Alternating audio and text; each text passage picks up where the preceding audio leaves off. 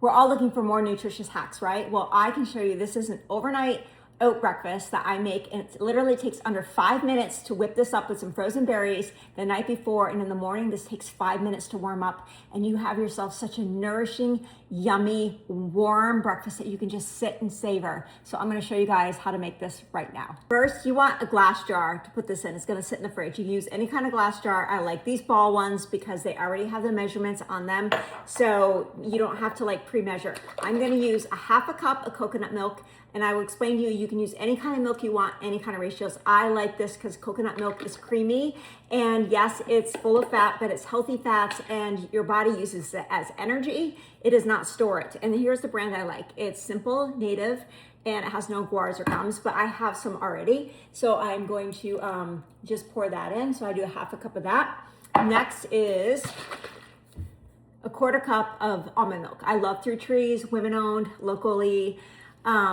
business, and it's clean and it's so good and it's super thick and rich. And so I'm doing a quarter cup of that. So you can use 3/4 of a cup of any kind of milk. This is just how Marin Mama does it.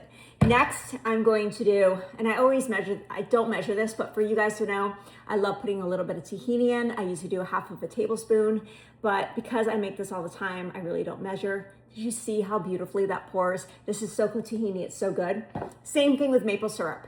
I add a teaspoon of maple syrup, but when I make this, I don't measure. I just put that in. I'm gonna add more of this tomorrow and this to top my porridge, so it really doesn't matter.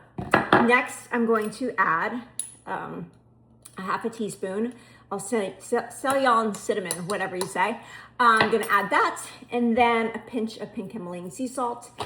I'm trying to make this fast so I can get this under a time frame. I always get like pinged being my videos are too long.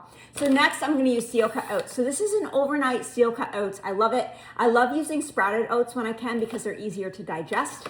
You know, they've already been sprouted. They're just easier. You absorb the nutrients more. So why not get sprouted? This is a good brand. And then I'm gonna do a quarter cup of that. Here is the best part, guys. Shake it up. You just do a good shake.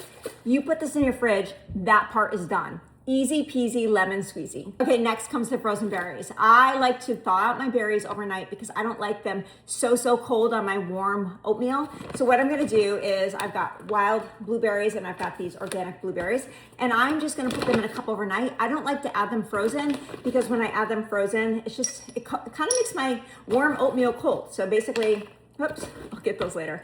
I put in, a handful of berries, and then I like the combination. You can use any berries you want. I just love blueberries with this. So I'm gonna do this.